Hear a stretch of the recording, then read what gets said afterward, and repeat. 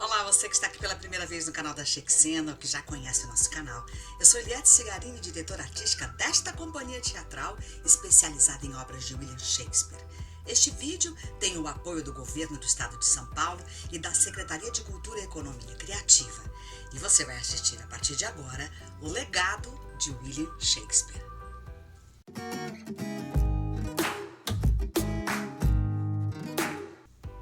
William Shakespeare, o bardo, como carinhosamente é reconhecido, que quer dizer poeta, nasceu no dia 23 de abril de 1564 e faleceu no mesmo dia 23 de abril de 1616, na cidade de Stratford-upon-Avon, uma cidade a 163 quilômetros de Londres. De acordo com o que se sabe, no século XVI, as crianças eram registradas 3 dias após o seu nascimento. Por essa razão, que comemora-se no mundo inteiro o dia de nascimento e morte do bardo no dia 23 de abril. Não se pode contar a trajetória de Shakespeare sem traçarmos uma linha de tempo histórica que determinaram sua ascensão e sucesso. No século XVI, o século é marcado com o fim do período renascentista, que seguia desde o século XIV e que deu lugar ao início da Idade Moderna e que perdurou até o século XVIII, período que foi fechado com o advento da Revolução Francesa. O período renascentista prezava pela valorização das referências da antiguidade clássica, da valorização da nacionalidade, da ciência, das questões da natureza, o abrandamento total do misticismo dos dogmas religiosos. O teocentrismo, sistema onde Deus estava no centro do mundo, deu lugar ao antropocentrismo, conjunto de ideias, onde o homem representa a figura central. Todas essas ideias gerou o humanismo renascentista. O século de nascimento de Shakespeare foi marcado pelos descobrimentos, pelas colonizações europeias dos continentes americano, asiático, africano, marcado pelo mercantilismo, devido à tecnologia das grandes navegações. Tivemos a Reforma Protestante, desafio religioso e político para a religião católica que colocou em risco a autoridade papal. Ideias estas, propostas por Martinho Lutero, que viveu de 1483 a 1546. O século XVI foi também marcado pelo desenvolvimento da ciência experimental. Esse século determinou a transformação da Inglaterra, também devido aos 30 anos da Guerra das Rosas, entre a Casa dos Lancaster e a Casa dos York, e que deu início à dinastia Tudor no século XV. Henrique VIII, já pertencente a essa dinastia Tudor, que reinou de 1509 a 1547, sucedeu seu irmão, que era casado com Catarina de Aragão. Henrique VIII tomou Catarina de Aragão como esposa e teve sua primeira filha, Maria I. Ficou casado com ela por 20 anos. A necessidade de ter um homem como varão na sua linha de sucessão causava-lhe uma grande inquietação, até conhecer Ana Bolena, adepta das ideias revolucionárias protestantes de Martinho Lutero. Apaixona-se por ela e trava uma guerra direta com o Papa ao pleitear seu divórcio com Catarina de Aragão. Essa empreitada durou 4 longos anos, até que bem sucedida. Henrique VIII casa-se com Ana Bolena e funda a Igreja Anglicana. Deste casamento nasce a mulher que viria a ser a primeira mulher a ter o reinado mais longevo da história, a Rainha Virgem Elizabeth I. O primeiro a suceder Henrique VIII foi seu filho Eduardo VI, de 6 anos de idade, que viveu de 1547 a 1553, filho com sua terceira esposa, Joan Seymour. Esse menino firmou-se como primeiro monarca protestante. Morreu aos 6 anos de idade de causas desconhecidas, sendo sucedido por apenas 9 dias por Jane Grey, sem ter sido coroada. O trono de Jane Grey foi tomado por Maria I, que reinou de 1553 a 1558, filha de Catarina de Aragão, católica fervorosa, e Henrique VIII, rainha também conhecida como Blood Mary por ter condenado à morte centenas de protestantes. E foi sucedida por Elizabeth I, também conhecida como Isabel I, que reinou por longos 43 anos, restabeleceu o protestantismo e dá início, os anos dourados, a era de ouro da Idade Moderna. Período este consagrado para as maiores produções shakespearianas.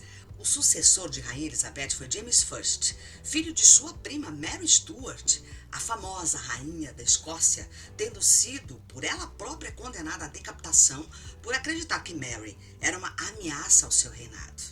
Muito se sabe, pouco se sabe sobre o bardo. Há cerca de 100 documentos relativos a William Shakespeare e sua família imediata. Registros de batismo, escrituras, comprovantes de impostos, certidões de casamento, ordens de prisão, registros judiciais e 6 assinaturas e a palavra por mim em seu testamento. Foram encontrados inúmeros documentos entre 1530 e 1550, os quais suspeita-se pertencerem à família Shakespeare, porém, de grafia e fama duvidosas.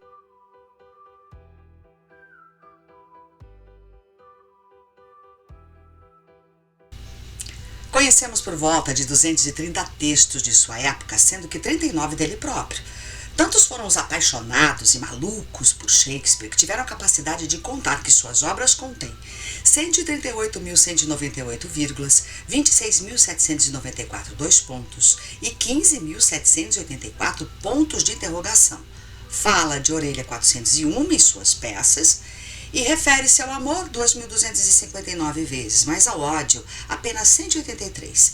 Usou as palavras maldito 105 vezes, infame e sangrento 226.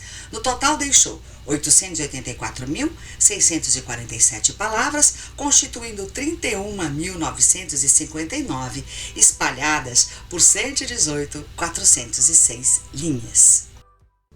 Shakespeare era filho de John Shakespeare e Mary Arden. John Shakespeare era luveiro, ele curtia couro para a produção de luvas e suportes para espadas, além de trajes elegantes em couro. Ele obteve fama em Stratford-upon-Avon por ocupar cargos políticos na cidade. Não era natural de Stratford. Migrou para a cidade certa na hora certa. Stratford tornara-se uma próspera comunidade comercial. Artesãos e lojistas expunham suas mercadorias em dia de mercado. Shakespeare é o terceiro filho do casal de 8 no total. Shakespeare nasceu na época da pandemia da peste negra. Do total, 4 meninas, 4 meninos e o primeiro a chegar na fase adulta.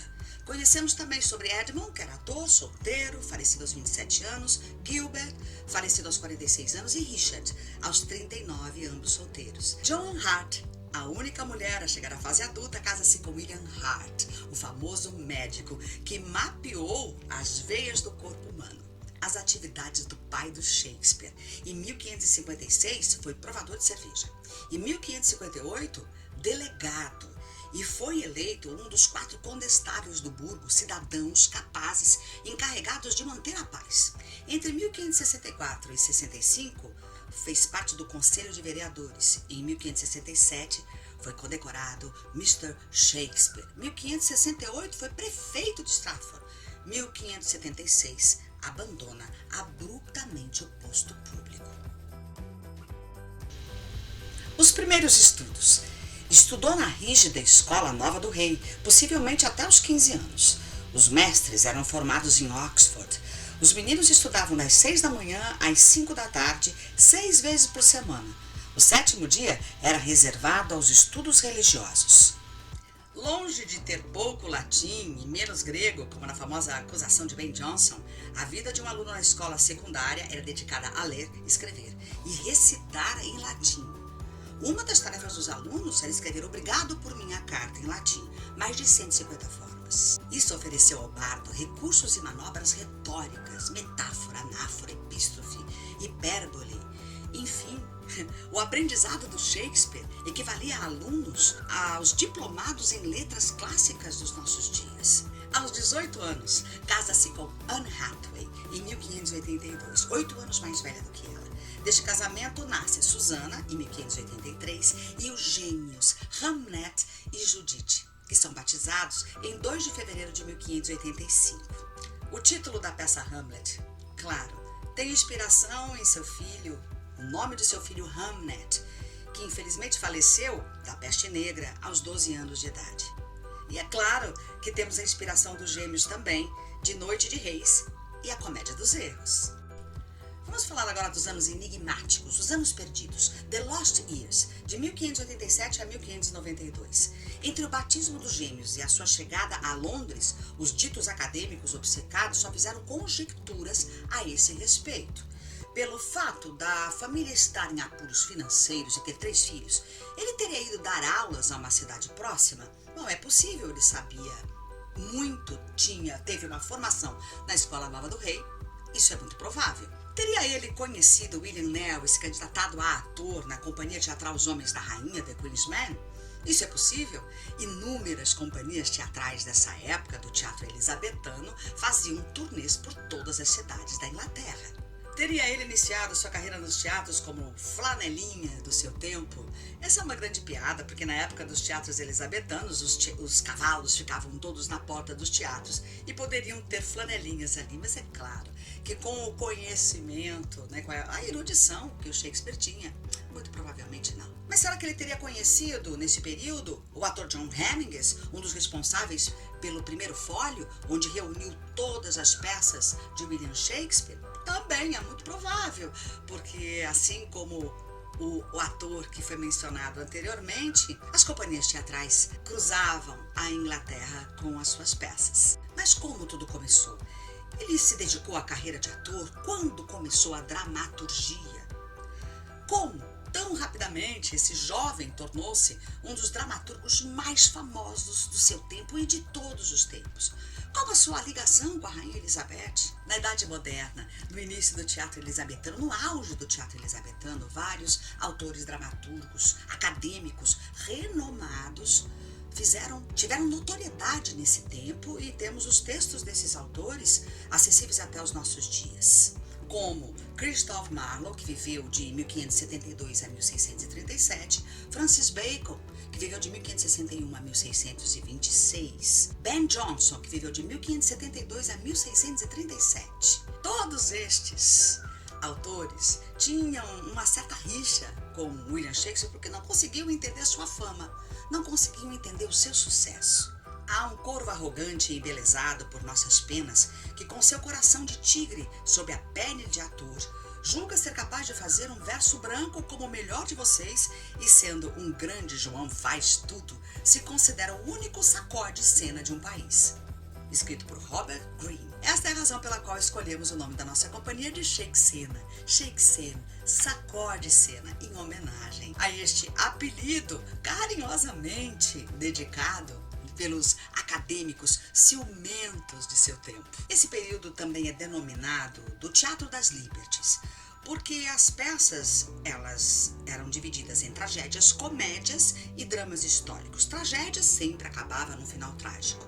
Comédias acabava sempre em casamento. E os dramas históricos relatavam as histórias verdadeiras ou não, fictícias ou inspiradas, que aconteciam na Europa como um todo.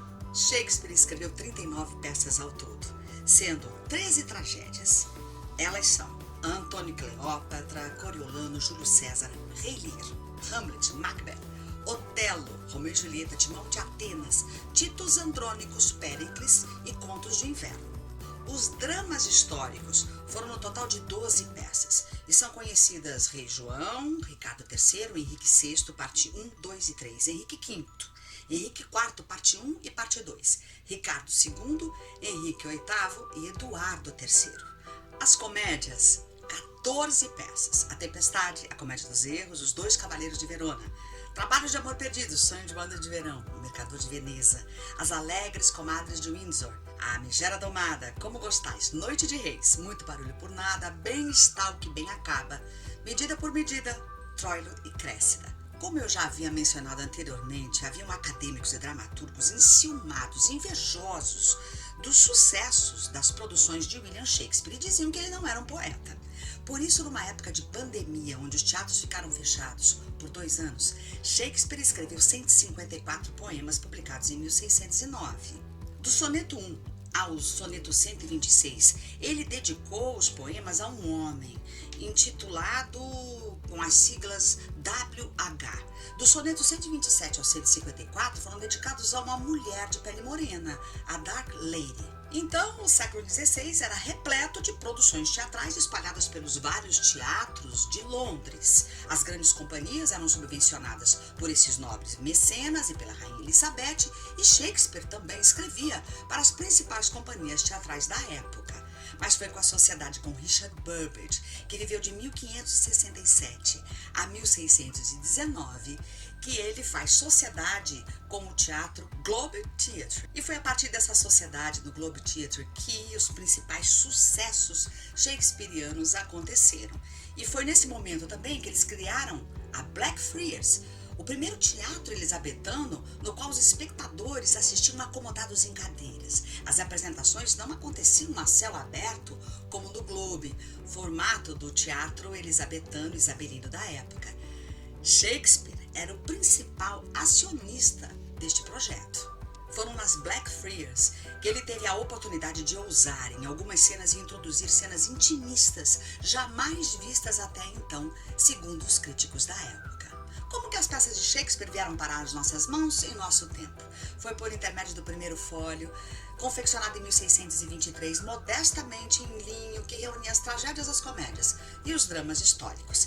E está na Shakespeare's Birthplace Trust, em Stratford. Graças a John Hemmings e Henry Condell, nós temos tantas peças publicadas de autoria do bardo. Este é o único quadro pintado em vida de William Shakespeare, descoberto em 1848, propriedade do Duque de Buckingham e Sheldon desde 1747.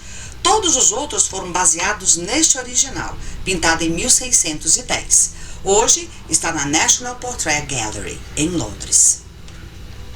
Como foram os últimos dias de William Shakespeare? Ele volta a Stratford em 1611, falecendo em 1616 de causas desconhecidas, não se sabe quais foram as causas da morte, comprou a New Place, permaneceu casado até seus últimos dias, voltou a Londres em ocasiões muito específicas somente para depoimentos judiciais. Bom, o que nós sabemos é que depois de um incêndio catastrófico que aconteceu no Globe Theatre, depois de uma peça teatral, de uma explosão de canhão e o teatro veio abaixo, o Shakespeare voltou para sua cidade a qual ele nunca abandonou e que certamente tinha uma grande paixão porque ele comprou grande parte da cidade.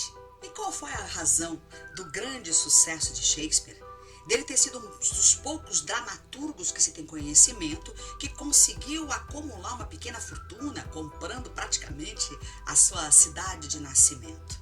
Certamente foi pelas suas noções de empreendedorismo, com essa sociedade com Richard Burbage no Globe Theatre e também de trabalhar em várias funções como ator, dramaturgo e empresário. Mas certamente isso deveu-se ao seu espírito de poeta, aos seus silogismos memoráveis, ser ou não ser, eis a questão. Há algo de podre no reino da Dinamarca. E tantas outras que nós carregamos até os nossos dias. Cenas e peças e dramas que são inspirados em toda a dramaturgia que nós conhecemos nos nossos dias. O mais curioso é que as peças de Shakespeare foram resgatadas no romantismo. Elas ficaram no limbo por volta de 150 anos. No romantismo, período em que se resgatou o nacionalismo, o romance, da pureza do romance. Mas nós sabemos hoje que nas peças shakespearianas haviam inúmeras críticas sociais. Críticas sociais hoje que nós aproveitamos e conseguimos fazer uma analogia aos acontecimentos da sociedade mundial como um todo. E essa é a razão pela qual as peças de Shakespeare são montadas no mundo inteiro e que todo o país possui uma companhia especializada em montagens e adaptações de suas peças, devido à temporalidade de suas histórias, e que faz de Shakespeare o maior dramaturgo de todos os tempos. Segundo John Aubrey, em 1690, mais de 70 anos após a morte de William Shakespeare, essas eram as memórias deste grande dramaturgo. Era um homem bonito, bem constituído, muito boa companhia e de brando humor, muito pronto e agradável. Bom, se você gostou desse vídeo, deixa aí o seu like, ative o sininho das notificações, siga o nosso canal, outros vídeos como este serão produzidos. E eu espero você no próximo vídeo.